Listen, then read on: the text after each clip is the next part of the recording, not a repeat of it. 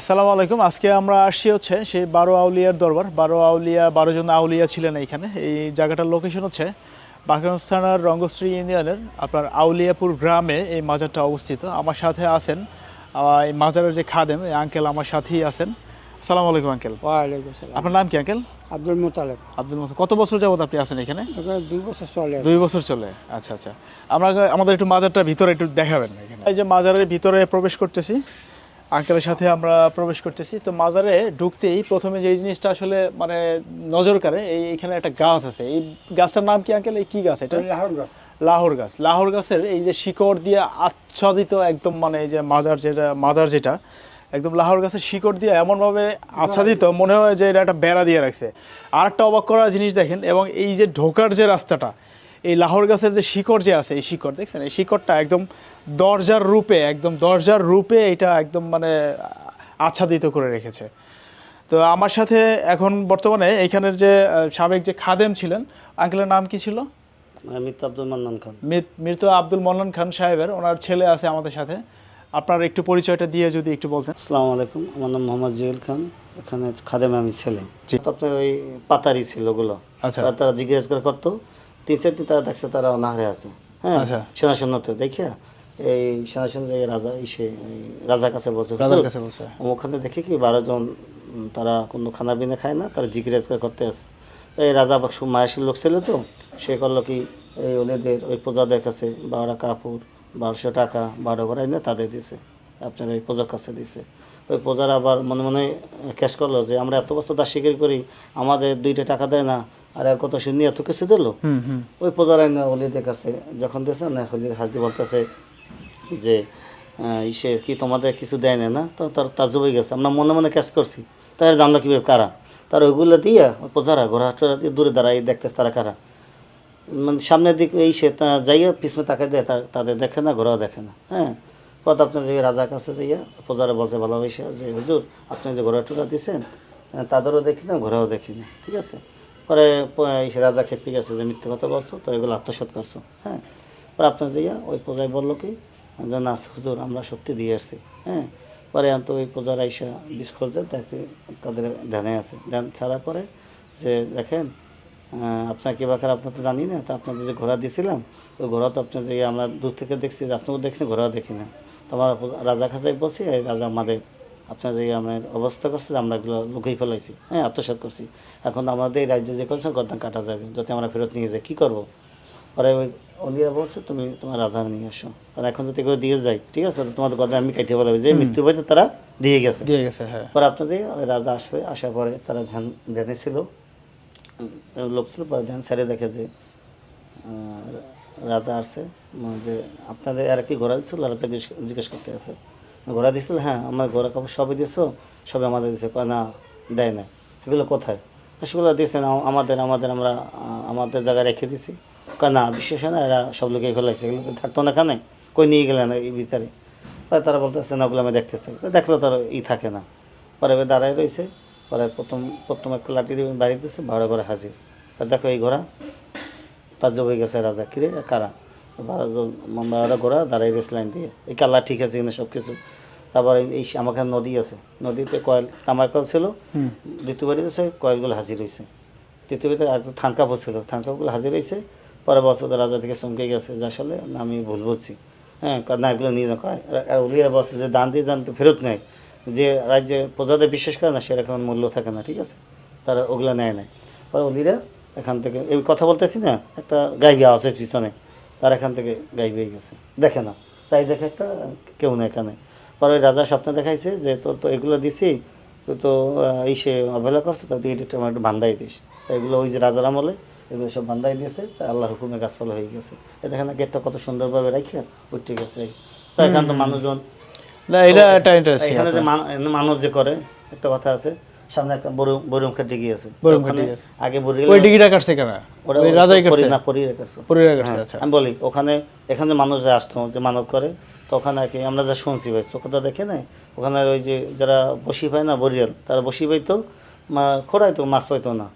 পরে তারা নাকি শুনছে এখানে 12 জন তারা গাইব হয়ে গেছে, ঠিক আছে। তাই তার বলছে আল্লাহ আমরা যদি এখানে মাছ পাই, এখানে দান করবো কিছু। এই মাছ পাওয়া শুরু করছে, এই তো লোকজন আসা যাওয়া, আল্লাহ রহমত করে বোবার লোক এবং যত পরে এলো আল্লাহ এগোছিল আল্লাহ রহমত করে অনেক লোক আমি নিশ্চয় দেখছি অনেক। আচ্ছা আচ্ছা আচ্ছা, এটা এমনিতেই যাচ্ছে, এখানে কারো কোনো কবর নাই? না না, দরবার শরীফ এখানে তারা শুধু দরবার, শুধু বৈঠকখানা। এখানে ইসলাম প্রচার করার জন্য এই 12 জন আউলিয়া এখানে এসেছিলেন। জি জি। এখানে আসার পরে যেটা ইতিহাস আমরা যেটা শুনেছি, তৎকালীন যে চন্দ্রদ্বীপ ছিল, চন্দ্রদ্বীপের যে আপনার সম্রাট ছিলেন, এই সম্রাট কিছু উপঢৌকন ওনাদের জন্য পাঠিয়েছিলেন। পাঠানোর পরে এই সম্রাটের মানে আবার কিছুদিন বাদে আবার উনি ওই উপঢৌকনগুলো ফেরত চাইছিলেন। ফেরত চাওয়ার এই যে হীনমন্যতার যে প্রকাশ করছে ওনারা, এই যে সম্রাট প্রকাশ করার কারণে এই যে 12 জন আউলিয়া যারা ছিলেন ওনারা নাকি খুব মানে মনে কষ্ট হয়েছে। মনে কষ্ট পাওয়ার পরে ওনারা রাতের আধারে বিলীন হয়ে গেছে, মানে হারাই গেছে। মানে ওনাদের যে গায়েবী ক্ষমতা ছিল সেই ক্ষমতায় এখানে নাকি একটা সুড়ঙ্গ আছে। সেই সুড়ঙ্গ, সেই এই সুড়ঙ্গ, এই সুড়ঙ্গের একটা নমুনা আমরা এখানে দেখতেছি। এই যে সুড়ঙ্গ, যেই সুড়ঙ্গ থেকেই হচ্ছে ওই যে 12 জন আউলিয়া যারা ছিলেন, যারা সম্রাটের এই কার্যকলাপে মানে হীনমন্যতার কারণে, যে উপঢৌকন ফেরত নেওয়ার যে হীনমন্যতা ছিল, সেই হীনমন্যতার কারণে ওনারা এই সুড়ঙ্গ পথ ধরে চলে গেছেন। এবং এইখানে আর একটা জিনিস, যেটা এটার সাথে একটা মানে লাগা একটা পুকুর আছে, দুধের পুকুর নামে বেশি পরিচিত এটা। তো এইখানে দুধ দিলে ওই পুকুরের মধ্যে এটা চলে যেত। তো এই প্রচলন প্রথা এখনও কিন্তু আছে। তো এই পুকুরে অনেকে মানত করে, গোসল টোসল করে, যেমন খান জাহান আলী রহমতুল্লাহ আলাইয়ের মাজারে আপনার কবির আলা পুকুরে কিন্তু অনেকে যায় গোসল টোসল করে। এটা বস্তুতপক্ষে এখানে কোনো কবর নাই, এটা একটা দরগা শরীফ। তো দরগা শরীফের এই অবকাঠামো পরে ওই যে সম্রাট যখন ওনার ভুল বুঝতে পারে যে উনি একটা অন্যায় করেছেন, তখন কিন্তু উনি এইটা সংস্কারের জন্য আপনার উদ্যোগ নেয়। সেই সংস্কার থেকে মানে আপনার এই আজকের এই সুন্দর একটা অবকাঠামো এখানে আছে। আসলে এটা অবকাঠামো না, এটা একটা ইসলামের নিদর্শন বলা যায়। কারণ এই 12 জন আউলিয়া কিন্তু মানে কোনো বেনিফিট ছাড়া এইখানে এসেছিলেন। তারা এসেছিলেন হচ্ছে ইসলামের প্রচারের জন্য। এই যে ইটগুলা যে যদি আমরা দেখি, ইটগুলা কিন্তু একদম প্রাচীন। হ্যাঁ, সেই যে আমরা যে বিভিন্ন ধরনের রাজা বাদশা জমিদারের যে বাড়ি যেগুলো দেখেছি, সেই প্রাচীন স্টাইলে ইট দিয়ে একটা সুন্দর একটা ছোট একটা ঘর বানিয়েছিল। পরবর্তীতে এই যে লাহোর গাছ যেটা আমরা দেখতেছি, এই লাহোর গাছ হচ্ছে আপনার এই এটা একটা আল্লাহ তাআলার একটা কুদরতের সৃষ্টি মনে হয়। কারণ এরকম লাহোর গাছ এরকম অনেক স্থাপনার উপরে আমরা দেখি না। এরকম কি সুন্দর করে একটা গেট বানিয়ে দিয়েছে, দেখছেন? এই যে গেট থেকে আমরা প্রবেশ করলাম। তো যাই হোক, আমরা হচ্ছে এই গেট থেকে বের হয়ে আমরা একটু সামনের দিকে যাব। কারণ হচ্ছে এইখানে আপনার শুধু যে মুসলিম ধর্মের লোকজন আসে তা কিন্তু না, সনাতন ধর্মের লোকজনও কিন্তু এইখানে আসে। আমরা একটু জুয়েল ভাইয়ের কাছ থেকে শুনবো এখানে আসলে কারা আসেন, কিভাবে আসেন এবং এটার কার্যপল্লী কি এখানে। এবং এখানে আমরা দেখতেছি একটা শিব পাথরের একটা দণ্ড এখানে দাঁড়ানো আছে।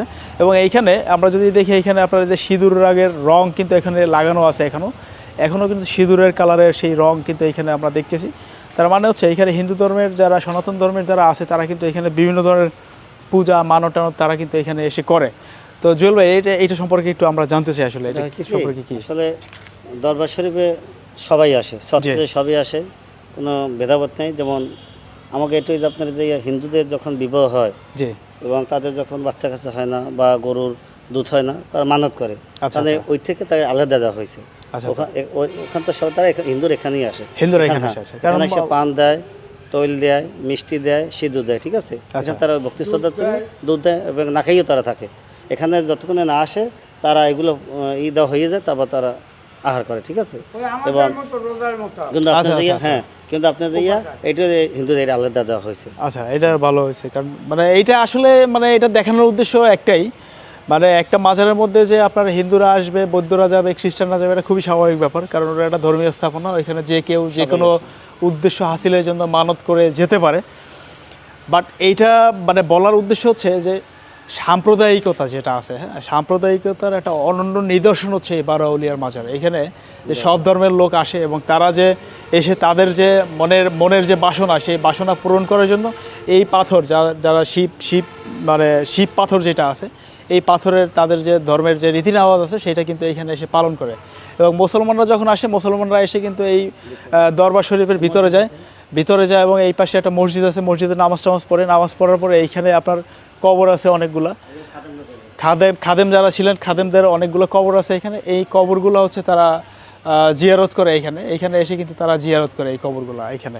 সম্রাট যে পরে তার ভুল বোঝার পরে উনি যে এই সুন্দর করে অবকাঠামোটা তৈরি করেছিলেন, এখন যদি আমরা একটু বাইরের থেকে যদি দেখি, এইখানে সেই আপনার প্রাচীন যে নিদর্শন যেগুলো আছে সেই প্রাচীন নিদর্শন এই আপনার চুন সুরকি দিয়ে যে আপনার বিল্ডিং করা হয়েছিল তখনকারের দিনে তো আপনার তখনকারের দিনে কিন্তু আপনার এই মানে মডার্ন কনস্ট্রাকশন ছিল না। মডার্ন কনস্ট্রাকশন না থাকার কারণেও আপনি দেখেন এই যে সেই জমিদার বাড়ি বা যে স্টাইল যেগুলো আমরা আগে দেখেছি আমাদের ভিডিওতে, সেই রকম কিন্তু আপনার এই চুন সুরকি দিয়ে সুন্দর করে একটা অবকাঠামো তৈরি করেছে।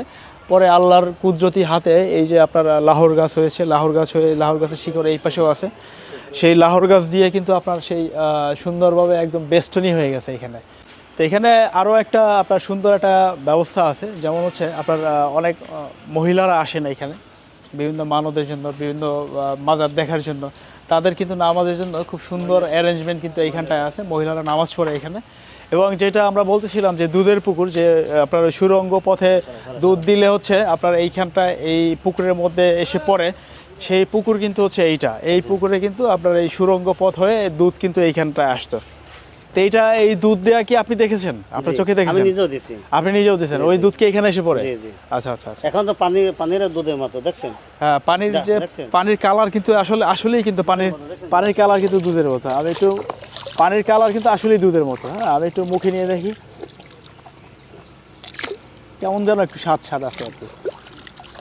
যাই হোক, আপনার এই যে সুরঙ্গ পথে কিন্তু দুধ এইখানে এসে পড়ে। তো এটা এই পুকুরে কিন্তু অনেক মানত টানত করে অনেকে গোসল টোসলও করে। এই যে বাউন্ডারি যেটা দেখতেছেন জুয়েল ভাইয়ের ভাষ্যমতে, এখানে একদম উনি চাক্ষুষ প্রমাণ যেটা, যে এক ভদ্রলোকের বাচ্চা হইতো না, তো ওই বাচ্চা না হওয়ার কারণে উনি যে দুধ টুধ দিয়ে আপনার এই সুরঙ্গ পথে দুধ এখানে আসার পরে ওনার যখন বাচ্চা হয়, বাচ্চা হওয়ার পরে কিন্তু উনি এই সৌজন্য হচ্ছে এই পুরা বাউন্ডারিটা কিন্তু উনি করে দেয়। এটা আসলে মানুষের মুখে শোনা না, এই জুয়েল ভাই আমাদের সাথে আছে, জুয়েল ভাইয়ের একদম চোখে দেখা, ওনার বয়সে উনি এটা দেখেছে। কারণ ওনার বাবা এইখানের খাদেম ছিলেন, তো ওনার কাছ থেকে আসলে আশা করি যে তথ্যগুলো পেয়েছি আমরা, এটা অবশ্যই এটা ভ্যালিড তথ্য আশা করি আমরা পেয়েছি। তো আসলে আমরা যে ইতিহাস জানলাম, এতক্ষণ ইতিহাস জানলাম এবং অনেক কিছু দেখলাম নিজের চোখে, এবং যারা চাক্ষুষ যারা দেখেছে অনেক কিছু শোনার চেষ্টা করেছি তাদের কাছ থেকে। তো আমরা সেই গল্পের ছলে একদম ভিডিও শেষ দিকে, তো আবারও আমি বলি, তো এই যে মাজার যেটা, এই মাজারটা হচ্ছে একদম সাম্প্রদায়িকতার একটা সিম্বল, যে এইখানে আপনার হিন্দু মুসলমান একদম নির্বিশেষে এখানে কিন্তু আসে। হিন্দু ধর্মের যারা লোক আছে তারা কিন্তু তাদের পূজা মানত কিন্তু এইখানে এসে করে। এটা ট্রু, এটা রিউমার না কোনো, যে অনেক সোশ্যাল মিডিয়া অনেকে দেখেন যে একই মাজারে হিন্দুরা আসে, মুসলমানরা আসে পূজা করার জন্য, মুসলমানরা আসে আপনার ইবাদত করার জন্য, হিন্দুরা আসে পূজা করার জন্য। এটা ট্রু হচ্ছে, এটার নিদর্শন কিন্তু এই যে দেখেন, এই যে শিব পাথর যেটা আছে, এই শিব পাথরে তারা বিভিন্ন পূজা বা মানত টানত তারা করে। এবং আমরা যারা মুসলমান আছি, মুসলমানরা হচ্ছে সেই দরবার শরীফে যায়, দরবার শরীফে গিয়ে এই যে কবরস্থান আছে এখানে কবর জিয়ারত করে, এই পাশে একটা মসজিদ আছে, সেই মসজিদে কিন্তু নামাজ পড়ে, এই যে এই পাশে যে কবরস্থান যেগুলো আছে এই কবর জিয়ারত করে তারা এখান থেকে প্রস্থান নেয়। তো আমরাও এখন বিদায় নিচ্ছি, তো দেখা হবে পরবর্তী কোনো নতুন ভিডিওতে। সেই পর্যন্ত সবাই ভালো থাকবেন। আসসালামু আলাইকুম।